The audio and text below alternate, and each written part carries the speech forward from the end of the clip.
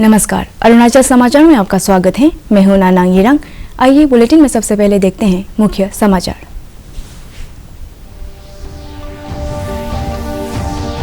APPSC मुद्दे को लेकर बुलाए गए अनिश्चितकालीन राजधानी क्षेत्र ईटानगर बंद से सामान्य जनजीवन प्रभावित। राज्य मंत्रिमंडल की आपात वर्चुअल बैठक में एपीपीएससी के नए अध्यक्ष एवं सदस्यों के शपथ ग्रहण को टालने का निर्णय।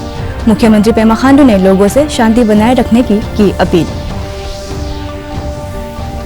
आगामी 20 फरवरी को अरुणाचल प्रदेश के स्टेटहुड डे के मौके पर राष्ट्रपति द्रौपदी मुर्मू ईटानगर के 2 दिन के दौरे के मद्देनजर ईटानगर राजधानी क्षेत्र के प्रभारी जिला उपायुक्त सचिन राणा ने इंटरनेट सेवाओं को सुचारू रूप से बनाए रखने के लिए राजधानी क्षेत्र ईटानगर में 21 फरवरी तक सड़कों के किनारे खुदाई पर लगाई रोक। पूर्वोत्तर राज्य में मिसिंग समुदाय के प्रमुख त्योहार आली ए लेगांग उल्लास। ईस्ट सियांग जिले के ओइराम बोरी दुर्बी लोत्ता में आयोजित उत्सव समारोह में असम और अरुणाचल के लोगों ने लिया हिस्सा। स्थानीय कला और संस्कृति के संरक्षण में योगदान के लिए की गई अपील।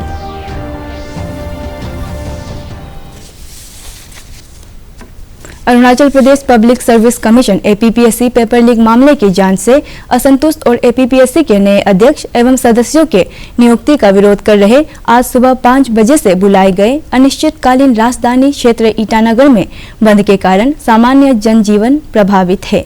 पुलिस और प्रदर्शनकारियों के बीच कई झड़प में कई प्रदर्शनकारी और सुरक्षा बलों के जवान जख्मी हो गए। भारी विरोध प्रदर्शन के मद्देनजर राज्य मंत्रिमंडल के आपात वर्चुअल बैठक में एपीपीएससी के नए अध्यक्ष एवं सदस्यों के आज निर्धारित शपथ ग्रहण समारोह को टालने का निर्णय लिया गया। मंत्रिमंडल ने एपीपीएससी मुद्दे पर अरुणाचल प्रदेश के सामाजिक संगठनों सहित सभी हितधारकों से बैठक कर विचार विमर्श करने का निर्णय लिया। गौरतलब है कि गत 7 फरवरी को राज्यपाल ने अरुणाचल प्रदेश लोक सेवा आयोग के नए अध्यक्ष और 3 सदस्यों की नियुक्ति को मंजूरी दी थी।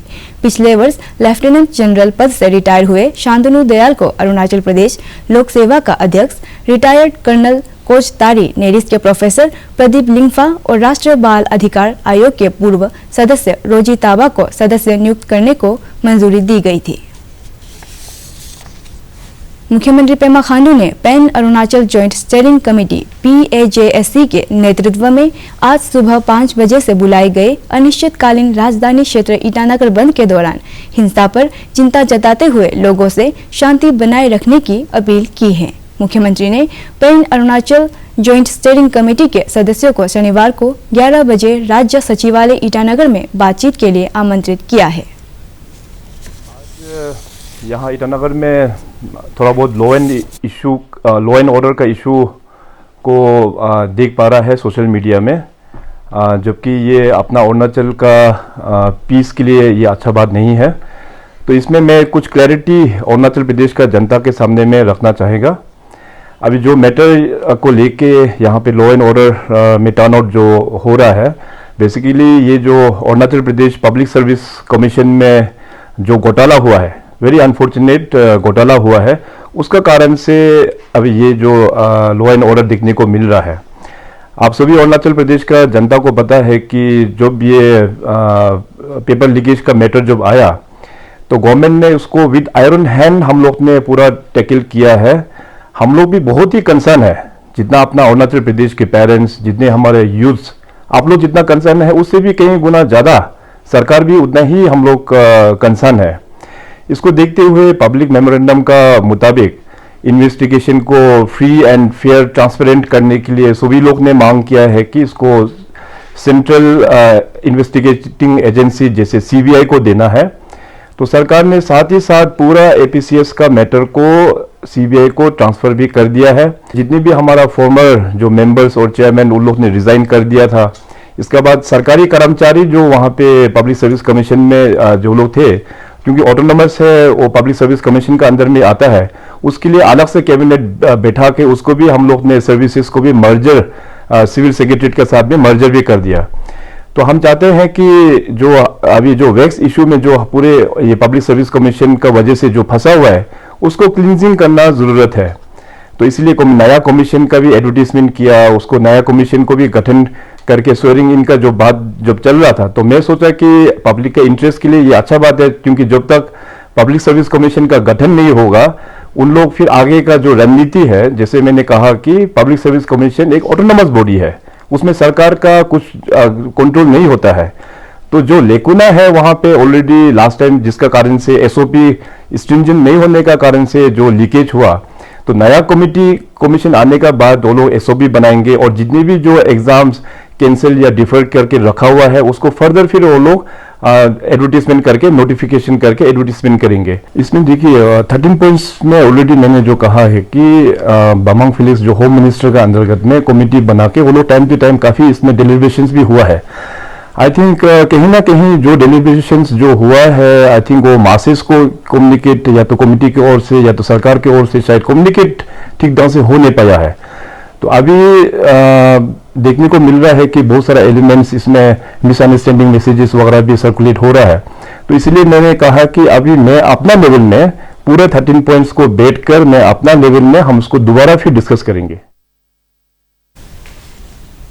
आगामी 20 फरवरी को अरुणाचल प्रदेश के स्टेटहुड डे के मौके पर राष्ट्रपति द्रौपदी मुर्मू ईटानगर के 2 दिन के दौरे के मद्देनजर ईटानगर राजधानी क्षेत्र के प्रभारी जिला उपायुक्त सचिन राणा ने इंटरनेट सेवाओं को सुचारू रूप से बनाए रखने के लिए दोन्ही पोलो एयरपोर्ट होलोंगी से ईटानगर नाहरलगुन दोईमुख बांदरदेवा और नाहरलगुन यूपिया दोईमुख मार्ग पर आगामी 21 फरवरी तक मिट्टी काटने पर अस्थायी रूप से रोक लगा दी है। जिला उपायुक्त ने OFC केबल को कटने से बचाने के लिए राजभवन ईटानगर मार्ग के आसपास भी आगामी 21 फरवरी तक खुदाई कार्य पर रोक लगा दी है और भारत संचार निगम लिमिटेड BSNL से 20 और 21 फरवरी को राजधानी क्षेत्र ईटानगर में इंटरनेट कनेक्टिविटी सुनिश्चित करने को कहा है। मिसिंग समुदाय का प्रमुख त्योहार अली ए लेगांग असम, अरुणाचल प्रदेश सहित देश के कई हिस्सों में पारंपरिक हर्षोल्लास के साथ मनाया जा रहा है। वसंत ऋतु पर आधारित 5 दिनों के इस त्योहार में मिसिंग समुदाय के लोग अपनी कला और संस्कृति को प्रदर्शित करते हैं और समाज में सुख शांति की कामना करते हैं। ईस्ट सियांग जिले के ओइराम बोरी दुर्बी लोत्ता में आयोजित उत्सव समारोह में असम और अरुणाचल के लोगों ने लिया हिस्सा।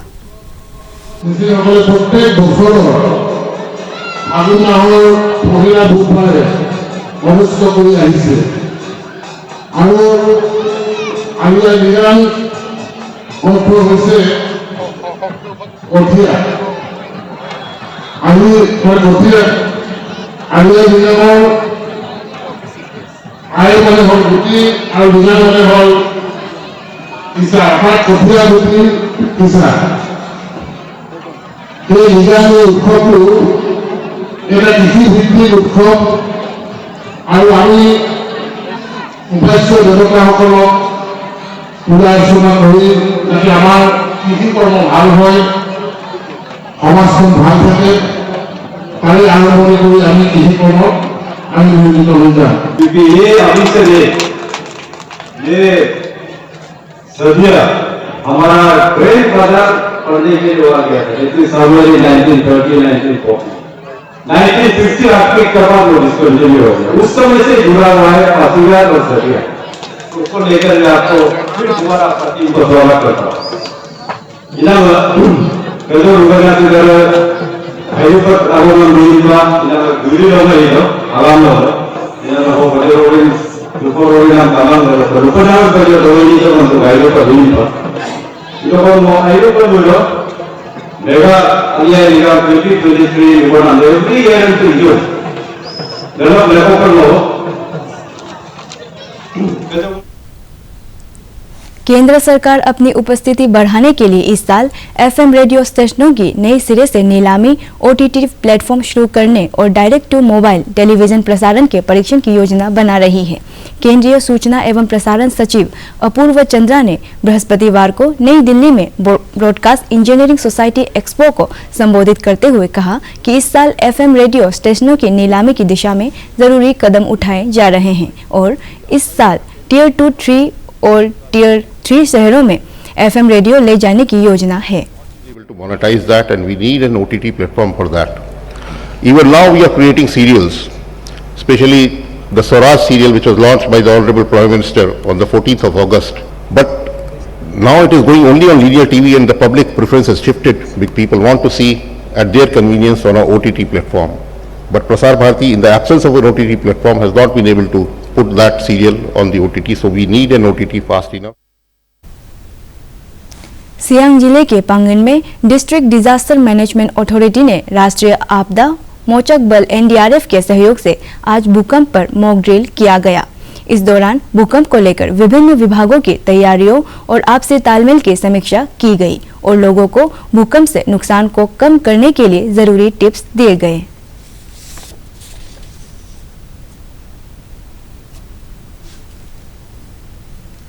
देश के सामरिक महत्व के अरुणाचल सहित उत्तरी सीमावर्ती इलाकों के विकास के लिए केंद्र पोषित वाइब्रेंट विलेज प्रोग्राम को वित्त वर्ष 2022-23 से 2025-26 के दौरान लागू किया जाएगा। इसके लिए 4,800 करोड़ रुपए का प्रावधान किया गया है, जिसमें 2,500 करोड़ रुपए सड़कों के निर्माण पर खर्च किए जाएंगे। वाइब्रेंट विलेज कार्य योजना को ग्राम पंचायतों की सहायता से जिला प्रशासन द्वारा तैयार किया जाएगा। उत्तरी सीमावर्ती इलाकों के विकास को ध्यान रखते हुए कैबिनेट ने वाइब्रेंट विलेज प्रोग्राम को हरी झंडी दे दी। वाइब्रेंट विलेज प्रोग्राम के लिए सरकार की तरफ से 4800 करोड़ रुपए आवंटित किए गए हैं। इस वाइब्रेंट विलेज प्रोग्राम के बारे में बजट भाषण के दौरान वित्त मंत्री निर्मला सीतारमण ने भी जिक्र किया था। चलिए आपको बताते हैं कि क्या है यह वाइब्रेंट विलेज प्रोग्राम और क्या है इसके फायदे। सबसे पहले जान लेते हैं क्या है वाइब्रेंट विलेज प्रोग्राम। बता दें कि यह एक केंद्र प्रायोजित योजना है।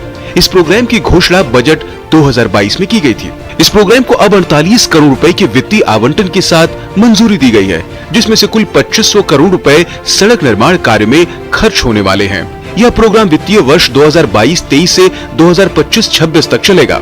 यह प्रोग्राम देश के उत्तरी सीमावर्ती 4 राज्यों और एक केंद्र शासित प्रदेश में शुरू किया जाएगा, जिसमें लद्दाख, हिमाचल प्रदेश, उत्तराखंड, सिक्किम और अरुणाचल प्रदेश शामिल हैं। इस प्रोग्राम के पहले चरण में 663 गांवों को शामिल किया जा रहा है, जबकि पूरे प्रोग्राम में कुल 19 जिलों और सीमावर्ती ब्लॉकों के 2,966 गांवों को शामिल किया जाएगा। इस योजना के तहत उत्तरी सीमा के गांवों में मौसमों के अनुकूल सड़क, पीने का पानी, 24 घंटे बिजली और मोबाइल इंटरनेट कनेक्टिविटी पर जोर दिया जाएगा। अगर बात करें वाइब्रेंट विलेज प्रोग्राम के फायदों की, तो इस प्रोग्राम से उत्तरी सीमावर्ती इलाकों में बुनियादी ढांचे को मजबूती मिलेगी, साथ ही साथ आजीविका को भी बढ़ावा मिलेगा। इस प्रोग्राम से सीमावर्ती इलाकों से लोगों के पलायन को रोकने में मदद मिलेगी और सीमावर्ती इलाकों की सुरक्षा को मजबूती मिलेगी। गौरतलब है कि वर्तमान सरकार शुरू से ही देश के सीमावर्ती गांवों के विकास पर विशेष ध्यान दे रही है। जानकारों के मुताबिक सीमावर्ती ग्रामीण इलाकों में समावेशी विकास के उद्देश्य से शुरू किया गया यह वाइब्रेंट विलेज प्रोग्राम देश के उत्तरी सीमावर्ती इलाकों में विकास दर की रफ्तार को तेज करेगा। उप मुख्यमंत्री चोना मेन ने लोअर सुबनसिरी जिले के मया विलेज में indigenous tribal tradition and cultural school नीबू निगम यरको के छात्रों की एक्टिविटी का विजुअल शेयर करते हुए कहा है कि राज्य सरकार स्थानीय कला और संस्कृति के संरक्षण के लिए प्रतिबद्ध है।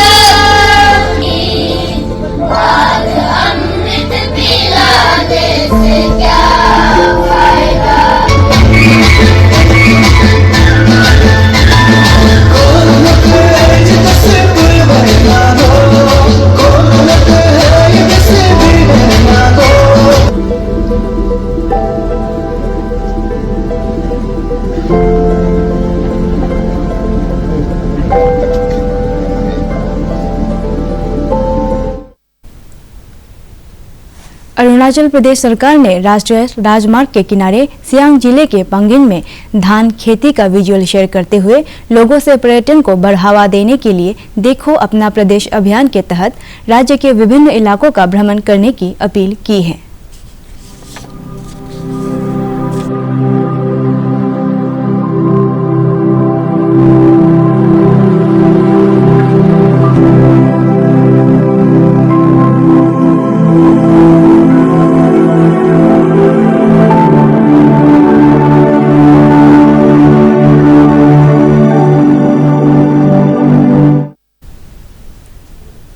मध्य प्रदेश के शिवपुरी जिले में मौजूद कूनो अभयारण्य के सेसेपुर में साउथ अफ्रीका के रेईवर्क से 9 और थिंडा से 3 चीतों की दूसरी खेप 18 फरवरी को भारत आ रही है। ये चीते 16 और 17 फरवरी को साउथ अफ्रीका से ग्वालियर 18 फरवरी को आएंगे और फिर एयरफोर्स के हवाई जहाजों के जरिए उन्हें कूनो अभयारण्य में लाया जाएगा। इनमें 7 नर और 5 मादा चीते हैं। केंद्रीय पर्यावरण मंत्री भूपेंद्र यादव ने इस संबंध में जानकारी दी है।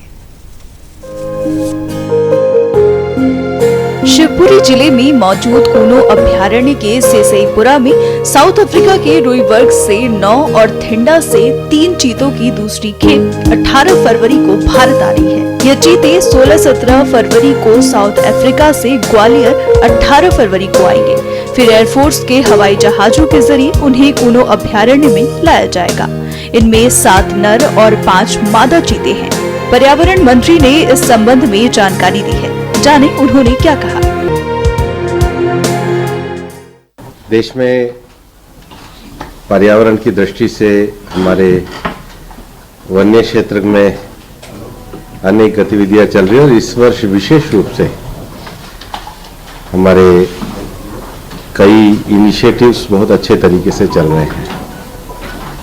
मुझे बताते हुए खुशी है कि माननीय प्रधानमंत्री जी के नेतृत्व में भारत ने जो एक वैश्विक दृष्टि से बड़ा प्रयास किया इकोलॉजिकल रॉन्ग को इकोलॉजिकल हार्मनी में बदलने के लिए 50 के दशक में जो चीते भारत से एक्सटिंक्ट हुए थे उनको एक लंबे समय में वापस से लाने का विषय था। माननीय प्रधानमंत्री जी के नेतृत्व में हम उसकी पहले चरण में नामीबिया से चीते लेकर के आए थे।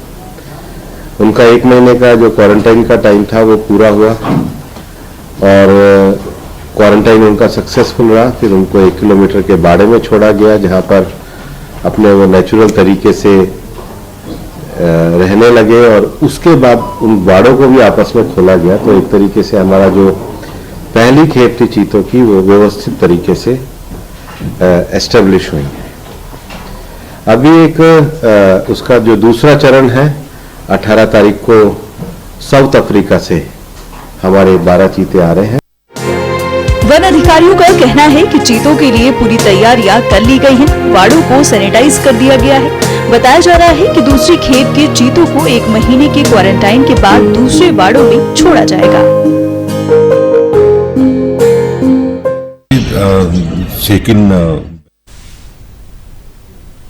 अरुणाचल समाचार के आज के अंक में इतना ही। हम कल फिर हाजिर होंगे अरुणाचल और देश दुनिया के खबरों के साथ।